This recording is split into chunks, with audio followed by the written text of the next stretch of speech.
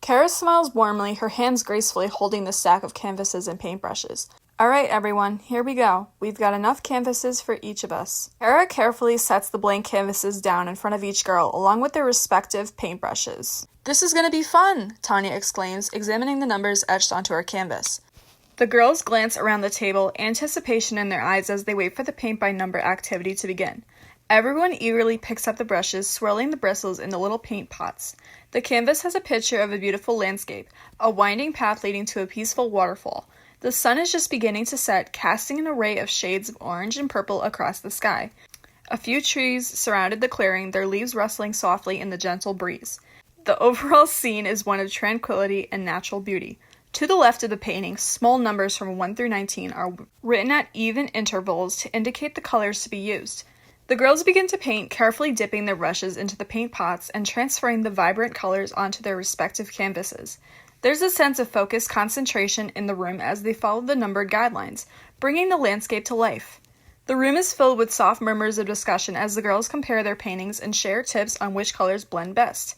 Some of them hum the tunes of their favorite songs, adding a soundtrack to the room. As they paint, the previously blank canvases slowly become a living artwork under their careful brush strokes.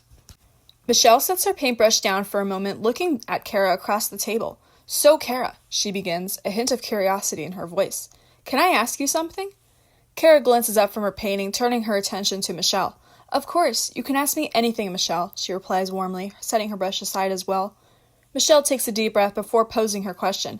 "I've been wondering, why did you agree to let Cris stay in the poolhouse? It was such a sudden decision, and I just want to understand your thought process. I hope I'm not crossing any lines by asking." Cara's expression softens as she processes the question. "Of course you're not crossing any lines," she reassures Michelle. "To be honest, I just felt like Cris needed a safe space, and my poolhouse seemed like the perfect solution. I just wanted to help her out, you know?" Michelle and Liz both exchange a curious glance, trying to dig deeper into the situation. I got a few follow-up questions," Liz interjects. "Did you argue with Gianni after you brought Cris to your house? Did he not agree right away, or did you guys get into it right when you got home? We're not trying to be nosy or dig into your business. We were just wondering, were things uncomfortable when you got home? I mean, Gianni doesn't really know Cris like we all do. We all have a history with her. I just don't believe that he agreed to having her stay with you guys right away," Liz shrugged, taking a pause before she continued painting. Cara's smile falters a little as she thinks back to her conversation with Gianni. "Well," she begins tentatively, "Gianni and I did have a bit of a disagreement when I brought Cris home. It took some convincing on my part to get him to agree to let her stay, but ultimately he understood that I was just trying to help a friend in need." The other girls continued to focus on their paintings while Cara tried to explain herself to both Michelle and Liz. Cara can sense a hint of suspicion in both Liz and Michelle's glances, but she responds candidly to their questions, hoping to quell their curiosity. "Yeah, Gianni was hesitant at first," she admits. "He was worried about what it might mean to have Cris staying with us, but we talked about it, and in the end he understood that I was just trying to do the right thing." Liz winces, egging Cara on to take a jab at her. Interesting. And did he mention how naive and gullible you are? How you'll do anything to help a friend in need?" Cara's eyes widen at Liz's comment, and she feels a bit hurt by the insinuation. "What? No, of course not," she retorts, a hint of defensiveness creeping into her voice. "Gianni would never say that about me. He knows I'm not gullible or naive. I just have a big heart and want to help others." "I know you're lying, Cara. You don't have to cover up your act," Michelle chuckled. Cara stares at Michelle, a mix of surprise and disbelief on her face. "What? Why would you say I'm lying?" she stammers, taken aback by the accusation. "Because you must have talked him into it so he would agree to this," Liz stammers. Cara sighs, her expression failing slightly as she realizes that her attempts to explain herself are falling on deaf ears. "Okay, fine," she admits with a hint of defeat in her voice. "You're right. Gianni did have some concerns at first, but we talked about it, and we both agreed that helping Cris was the best thing to do right now." "But did you argue about it?" Michelle asked, raising an eyebrow. "Michelle, why the hell does this matter? Like it has nothing to do with what you're asking me." Cara tosses her paintbrush in the air. "Hey, calm down. We're just having a conversation," Liz interrupts, gesturing to Cara to relax. "We're not trying to attack you or anything. We just want to understand the whole situation, that's all." "Well, it feels like I'm being attacked for my actions. I mean, both of you know it was in my best interest to do whatever it takes to help Cris. I was not trying to argue with Gianni or start a fight. I know how naive and gullible I am. I'm a social butterfly and I care about my friends dearly. Gianni started an argument with me when I got home. He said how he was concerned for our safety, the state that Cris is in, doesn't want to be involved in her drama, afraid that she'll relapse and snap on us, and overall he was just concerned about Cris staying with us. I know he doesn't know her as well as we all do because of our history at the school, but the least he could do is be a little supportive in tough situations like this one, Cara says, trying to defend herself. To be honest, I am still upset about his actions. He isn't the most supportive when it comes to stuff like this. He didn't agree with me when I told him I was hosting an intervention for Marnie. He told me I was taking it too far and should have let Don handle it on his own. Cara shakes her head. Liz and Michelle listen to Cara's explanation with sympathetic expressions. They can sense the frustration and hurt in her voice, and they understand that she's been feeling unsupported and misunderstood by Gianni. Michelle reaches out and places a soothing hand on Cara's arm. Cara, we understand how frustrating this must be for you, she says gently. It's clear that you're just trying to do what you think is right, and it's disappointing that Gianni isn't being as supportive as you need him to be. Yeah, we get it, Liz chimes in, nodding empathetically. Gianni may not see things from your perspective, but that doesn't mean you're wrong for wanting to help Cris. You just have a big heart and care about people, and that's a beautiful thing. Cara, I had no idea you got into it with Gianni. I'm sorry if my situation came off as a burden to you. It wasn't my intention. Cris softens up a bit, tears starting to stream down her face as she listens to the conversation between Liz, Michelle, and Cara. The other girls exchange glances around the table, trying their best to focus on their paintings, but also listen in on the conversation. No, it's all right, Cara reassures Cris, reaching out to place a comforting hand on her shoulder. You're not a burden, Cris. We just want to understand the situation better. It's nothing personal, I promise. The conversation pauses for a moment as everyone absorbs the situation. Some of the other girls shift uncomfortably in their seats, unsure of how to respond to the intensity of the discussion. Let's focus on our paintings and try to relax. This was supposed to be a fun activity, not a therapy session. Tanya finally speaks up, trying to break the palpable tension in the room. I'm sorry I brought it up in the first place, Cara, Michelle says apologetically. Liz and I just wanted more clarity on the situation. That's all. She picked up her paintbrush and tried to focus on her painting. Cara nods, appreciating Michelle's apology. It's all right. I get it. I'm sorry for getting a bit defensive, she replies, resuming her work on her own painting. After the conversation comes to a halt, a palpable tension still hangs in the room. Some of the girls seem uncomfortable and distracted, shifting their seats or struggling to focus on their paintings. There's an air of unease, as if everyone is still processing the revelations that were shared during the conversation. Despite the attempt to return to normalcy, the atmosphere remains tense and slightly awkward. The girls try their best to keep painting, making polite conversation and focusing on their respective landscapes in front of them. However, it's clear that the earlier discussions have left a mark on the group dynamic, and the mood is noticeably strained. Michelle occasionally glances over at Cris, who has been oddly quiet and introspective after Cara's explanation of her discussion with Gianni. After a few more moments of uncomfortable silence, Liz attempts to change the subject as she glances around the room, observing the tense atmosphere. So, do you guys remember when I told you that Marnie had an affair with Dawn? She says, trying to start a rumored conversation. I could tell you more about that if you'd like. The other girls at the table seem to perk up a bit, grateful for the distraction from the previous topic. Oh, yeah, Michelle plays along. I remember you mentioning it briefly before. Go on, tell us more. All right, here's the thing, Liz says, her voice filled with a hint of gossipy excitement. Not many people know this, but I have some exclusive details about Marnie's affair with Don. Are you ready to hear something totally scandalous? Rebecca rolls her eyes and then looks to the side. Oh, here we go, she says softly, sighing. The other girls lean in, curiosity aroused. Scandalous? You've got our attention, Tanya says, resting her paintbrush to the side. Liz grins mischievously, sensing the group's intrigue. Good, because this is going to blow your minds, she begins. So you know Marnie and Don, right? Well, rumor has it that they were having a steamy affair behind everyone's backs. And it wasn't just any ordinary affair, Liz adds, her voice dropping to a covert whisper. They were doing some seriously kinky stuff that most people would never believe. Let's just say their office was more like a love hotel. The other girls gasp, their eyes widening at the revelation. No way, Michelle exclaims, feigning shock. Marnie and Don? Really? Cara lets out a chuckle. Ha! I'm sorry, but I can't imagine them together. Are you sure you're not making this up? 'Cause this sounds like a load of bull. Liz grins knowingly, enjoying the attention she's getting. Oh, trust me, it's all true, she insists. I have reliable sources, and they've given me some juicy details. I know it sounds crazy, but it's definitely not bull. Reliable sources? Liz, you're the only other person in the office. Who in the world are you gossiping with? It don't even add up. Tanya laughs along with Cara. Liz chuckles, realizing that they've seen through her bluff. Okay, fine. You caught me. I'm not actually getting the information from a reliable source, but I can totally see them having an affair. Don's so weak-willed, and Marnie has that whole evil vibe going on. You can't tell me you don't see it, right? If Don's anything, he's not weak, that's for sure. He's one of the toughest guys in the whole district. He saw right through Marnie during that whole intervention thing. And are we forgetting about that dreadful PD meeting back in September? He called her out on her shit, on her coke business, and suspended her. He's not weak at all. He knows what he's doing. He was sneaking around her and trying to get into her head. I'm sorry, but I don't believe this at all. Cara shakes her head, trying to catch Liz in a lie. Liz realizes that Cara is making a valid point and decides to backtrack a bit. Yeah, you know what, you're right, she admits. Don is quite strong-willed. But still, you can't deny there's something strange about their relationship. They're constantly arguing, and they seem to have this intense chemistry. I mean, haven't you guys noticed? No. She's been out of the office for 6 months now. Even when they were working together, I didn't sense anything going on.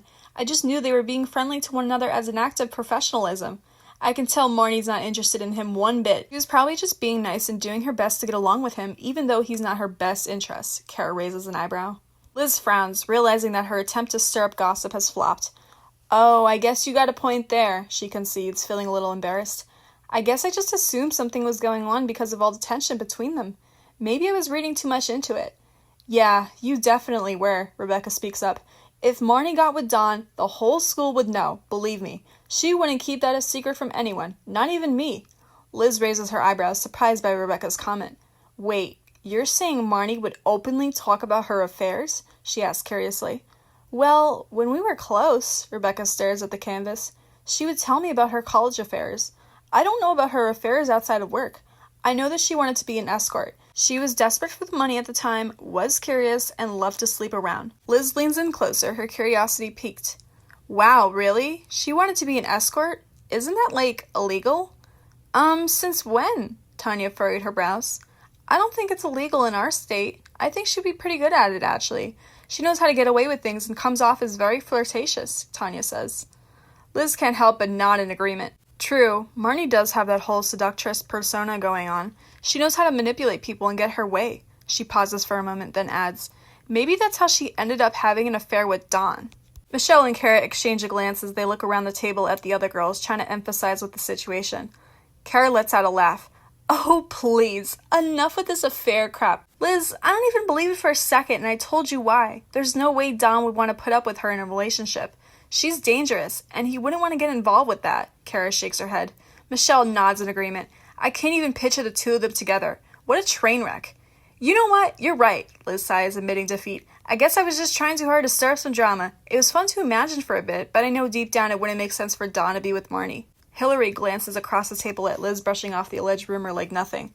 Yeah, we all know you're lying, Liz. You're not doing a good job of covering it up either. You just wanted to stir some shit up like you always do, for a steamy conversation, she chuckled. Liz rolls her eyes playfully at Hillary's comment. Oh, come on now, Hillary, she retorts with a grin. Can you blame me? A little gossip can be harmless fun, right? And hey, it's not my fault if I'm a natural-born instigator. Not only are you a natural-born instigator, but you're also a little eavesdropper with a big mouth. If there was anything interesting going on in that office, you were always the first to bring it to the table like it was unknown gossip. You were just looking for a reaction, and quite frankly, I find it hilarious, Cara laughed. Liz feigns offense, pretending to be hurt by Cara's words. Hey now, I won't deny being an eavesdropper with a big mouth, but I wouldn't go as far as saying I'm just looking for a reaction, she grins mischievously. Although, I do love seeing everyone's expressions when I drop a juicy bit of information. Michelle giggles, shaking her head in amusement. You're impossible, Liz, but I have to admit, your gossip mogering does make things around here a little bit more entertaining. Cara rolls her eyes and can't help but chuckle. I guess it's true, she concedes. Sometimes your random bits of information do add a little spice to our otherwise dull office conversations. See, Liz smirks, satisfied with the other's acknowledgement. I'm just keeping things lively around here. Someone has to break up the monotony. Carla playfully swats at Liz's arm. Yes, we get it. You're the office instigator extraordinaire. Exactly, Liz grins, proudly accepting the title. And you guys love me for it. Admit it. Our little office gossip sessions would be so unbearably dull without me stirring the pot now and then. The atmosphere gradually returns to a more comfortable level after the discussion about Don and Marnie, The girls resume working on their paintings, engaging in later conversations as they focus on their individual artworks. The conversation has helped to disperse the earlier tension, leaving the group feeling more relaxed and comfortable together. The girls return to their paintings, the earlier conversation about Dawn and Marnie seeming to fade into the background as they focus on their respective artwork. Some of the girls are deep in thought, contemplating their choice of colors and brushstrokes, while others are exchanging lighthearted comments as they work. The tension from before seems to have subsided, leaving a more relaxed atmosphere in its place. Cara notices that the group's focus is beginning to wander a bit, so she decides to try to move on to the next activity. She clears her throat to get everyone's attention and then smiles warmly. Hey guys, I think it's time to put the paintbrushes down and move on to the next activity. We've done pretty well with our paintings today, but I think it's important to try something new. What do you all think? The girls put down their paintbrushes and paint pots, taking a moment to stretch and release any tension. They seem receptive to the idea of trying something new, ready to break free from the repetitive pattern of painting. Yeah, I think we've had enough paint by numbers for today, Michelle muses as she stretches her arms above her head. Alright, so we'll take another 10-minute break while I get the dining room ready for our next activity, pressed flower art and Valentine's wreaths. You will have the option to make one of the two projects, whether it's designing and decorating a wreath from a template or making pressed flower art. We will start in about 10 to 15 minutes, so make sure to use this time to head to the bathroom, have a refreshment or a snack, or take a smoke break, Cara announces to the group. The girls nod in response, each of them acknowledging Cara's instructions. They begin to rise from their seats and start to disperse, some heading to the bathroom or grabbing snacks, while others step outside for a cigarette break. Liz and Michelle step outside to the patio once again for a much-needed cigarette break after the tough conversation at the table. Ugh, so that took a turn, Michelle says, handing Liz her lighter. Yeah, things didn't exactly go as planned. She loves deflecting the problem, Liz rolls her eyes. The two of them sit in silence for a moment, enjoying their cigarettes. After a moment, they hear the door slide open. Tanya comes outside and closes the door behind her. Hey, you got room for one more? She asks them, taking a puff of her wax pen. Michelle nods, pulling out a chair. Of course. Join us. We were just a little shaken up about Cara deflecting the whole Cris situation, and her argument with Gianni like it was nothing, she shrugged. Tanya takes a seat, nodding her head in agreement. Yeah, it was pretty intense in there. I could feel the tension in the room. Liz takes a long drag from her cigarette, exhaling slowly. Cara's really good at changing the subject when she doesn't want to talk about something. It's almost impressive how smoothly she redirects the conversation. Liz, not to disagree with you or anything, but what do you have against Cara? It seems like you disagree with her decisions quite a bit. Are you looking for drama with her? Tanya asks, furrowing her brows together. Michelle takes a hit of her smoke and glances at Liz, intrigued by the conversation. Liz sighs, taking a moment to consider how to word her response. I don't have anything against Cara personally, to be honest, she says finally. I just think she's a bit too defensive sometimes, especially when it comes to her marriage. Michelle nods in agreement, taking another drag from her cigarette. I get what you're saying, Liz. Cara does tend to shut down any criticism or concerns about her marriage pretty quickly. While Liz, Michelle, and Tanya are enjoying their smoke break, the other girls inside are taking a few minutes to themselves while Cara sets up for the DIY projects. She sets up a clear plastic tablecloth on the dining room table clamped down to the corners and places some fake flowers, fake leaves, and small delicate flowers with leaves, greenery such as ferns, craft paper and scrapbook paper, frames with mats, craft glue, cotton swabs, tweezers, and flower presses on one side of the table.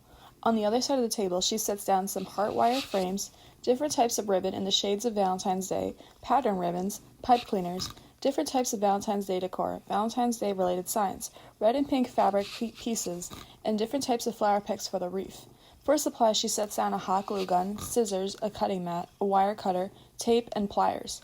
Once she has everything set and ready to her perfection, she calls out to the girls that she is ready for them to get crafting. The girls gradually make their way back into the dining room, taking in the assortment of supplies laid out on the table. They ooh and ah over the items, picking up and inspecting them curiously. This looks like fun, Rebecca says, picking up a heart wire frame and examining it closely. I can't wait to decorate this. Before everyone gets started, you may go ahead and pick out what you want to make. I have the table divided into two sides, one for pressed flower art and the other for wreath making. You may go ahead and pick out some supplies and get started on your work of art. I'm just going to put on some calm music on the stereo and I will join you in a moment, Cara tells the group. The girls nod in understanding and begin to make their way to the table. They take a moment to weigh their options before deciding on which side to sit at. This is a tough decision, Hillary murmurs to Liz and Michelle. Do I want to do pressed flower art or wreaths? Liz and Michelle look at one another and then agree to do the same thing. They head over to the left side of the table to make pressed flower art. Tanya joins Hillary, Susan, and Rebecca on the right side of the table. Carla, Cris, and Carole join the left side, and Cara picks the right side to decorate a wreath of her own. Once everyone has chosen their side of the table, Cara goes over to a stereo, placing on a soothing instrumental album. The music fills the room, creating a calming atmosphere. The girls begin to work on their respective projects, each focused and creative. There's a sense of peace in the room as they immerse themselves into the art process. As the girls work on their projects, they fall into a comfortable rhythm. The ones working on the pressed flower art are carefully collecting and arranging the flowers on the mat in front of them. The ones working on the wreaths are weaving ribbon, pipe cleaners, and decorations into the heart wire frame. Cara goes around the room periodically, checking in on everyone's progress and providing tips or guidance if requested. She's pleased to see that the group's tension from earlier has started to subside as they focus on their art. Cara approaches Michelle, noticing how intently focused the girl is on her pressed flower art. "That's looking really lovely so far, Michelle. You have a natural knack for this," Cara praises her with a smile. Michelle looks up from her work, beaming at the compliment. "Thanks. I'm really enjoying this. It's a lot more relaxing than I thought it would be." Cara smiles warmly, pleased to see that the atmosphere is finally relaxing. She continues walking around the table, stopping to observe Liz's work. "Liz, I love your arrangement. The composition is really beautiful." Liz looks up, a hint of pride flickering in her eyes. "Thanks, Cara. I'm trying to make sure everything is balanced and cohesive." Cara continues moving around the table, taking in the progress of the other women's projects. As she approaches Susan, she notices some hesitation in the women's movements. She steps closer and asks, "Is everything all right, Susan? You seem a bit uncertain." Susan sighs softly, looking down at her half-finished wreath. "I don't know if I'm doing this right." Seeing Susan's uncertainty, Cara moves to stand next to her. "Let me take a look," she says gently, peering down at the heart wire frame and the partially decorated wreath. "You've done a great job so far," Cara reassures her.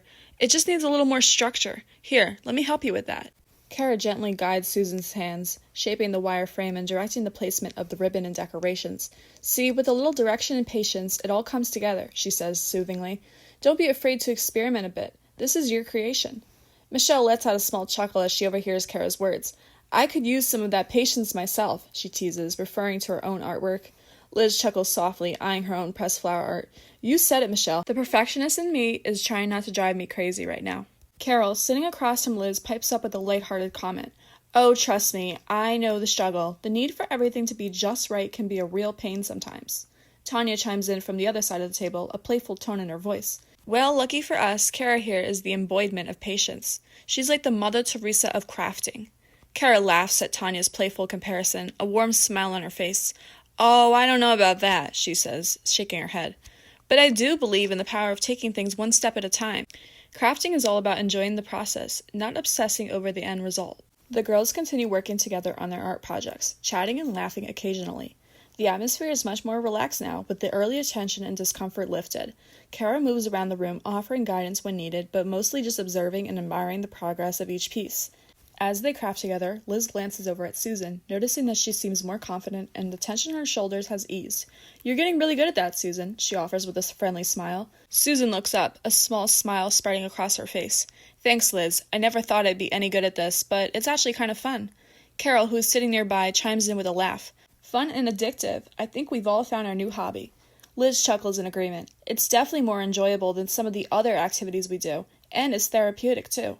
Michelle, who is working diligently on her art piece, adds, "Definitely. I feel a lot less stressed now. It's like we're channeling our inner artists or something." The girls continue crafting, the room filled with the soft sounds of scissors cutting paper, ribbon being tied, and flower stems being placed. They chatter amongst themselves, their conversation lighthearted and free of the earlier tension. Carla, who has been quiet for some time, looks up from her work and glances at the time. "Ugh, time is flying. I didn't realize it's been an hour already." Cara nods in agreement. "Yeah, I think we're going to start wrapping up here soon. Gianni will be home soon." The girls look up from their projects, realizing that the time had indeed flown by. They look at the clocks on their phones, and sure enough, it's getting late into the afternoon. "Has it really been an hour already?" Rebecca marvels. "I totally lost track of time." Cara laughs slowly. "Time does fly when you're having fun, doesn't it?" she says with a warm smile. "All right, ladies, let's start cleaning up. We can continue working on our projects next time." The girls begin to clean up their spaces, gathering their supplies and putting them back on the table. They chatter amongst themselves as they work, sharing their thoughts on the crafting experience and their creations. Once everything is cleaned up, the girls stand back and admire each other's creations. Wow, look at all we've made together, Carla muses, her eyes taking in the array of heart wire frames and pressed flower artwork on the table. Michelle picks up her wreath, holding it up for everyone to see. I love how mine turned out. I'm going to hang it in my room. Yours looks great, Michelle, Carole compliments her. I love the color scheme you've chosen. Liz holds up her own pressed flower artwork, examining it closely. I have to say, I'm pretty proud of this one. It's going on my wall for sure. The girls continue to chat and compliment each other on their artwork as they gather their things to leave. All right, everyone, before you all get set to leave, I have some carnations and Galentine's themed party favors to hand out at the door. When you're ready to leave, let me know so I can hand them all out. Cara smiles, gathering some supplies off the table as she's cleaning up. Ooh, fun! Rebecca exclaims, her eyes lightening up at the mention of party favors. The other girls chime in with their agreement, their excitement palpable. That's such a thoughtful touch, Cara, Michelle says appreciatively. Yeah, and Galentine's Day party favors? How cute, Carla adds with a grin. The girls continue packing their things as the chatter grows amongst them. Some of them are still exchanging compliments on their crafts, while others are already planning their next crafting session. Cara, in the meantime, gathers the small favor boxes and carnations, neatly placing them in a small basket by the door. I set the favors and carnation flowers by the door, so feel free to grab them as you leave, Cara says, pulling Susan and Hillary both in for a brief hug as they were the first to leave. Thanks, Cara, Susan smiles, returning the embrace. Hillary echoes her gratitude as they make their way towards the door. Yes, thank you for inviting us over. I had a great time. The girls start bidding their goodbyes, some of them stopping to pick up the carnations and party favors before heading out. Have a wonderful night, ladies. Happy Galentines, Cara says, waving to them as they step outside. Carla and Carole were next, passing their goodbyes on to the girls as they hug Cara. Good night, Cara. This was a lovely time. Thank you for having us, Carla says. Good night, ladies. Happy Galentines, Carole says, waving as they walk out to the foyer. Bye, Carla. Bye, Carole, Cara says, waving to them with a warm smile. As the two of them make their way outside, the remaining girls start gathering their things and heading towards the door. Cris waves goodbye to the girls as she steps back outside to head to her space in Cara's poolhouse. Good night, everyone. Cara, thank you so much for inviting me. This was wonderful. This was the first time in a while I've had a lot of fun, and I really appreciate it, Cris says. Cara smiles warmly at Chris's heartfelt words. You are very welcome, Cris. I'm so glad to hear that you had a good time. It was a pleasure having you. You're always welcome to join us any time. Rebecca is next to leave, following Tanya. The two of them hug Michelle, Liz, and Cara. Thank you for having me, Cara. This was truly a Galentine's Day to remember, Rebecca says, hugging Cara. She waves to Liz and Michelle and continues, hopefully next time Marnie will be able to join us. You're very welcome, Rebecca. It was wonderful having you. I hope Marnie gets better soon and is able to see us again. Cara smiles widely. Have a good night, Cara. Thank you for this wonderful event. You organized everything perfectly, Tanya says, hugging Cara briefly.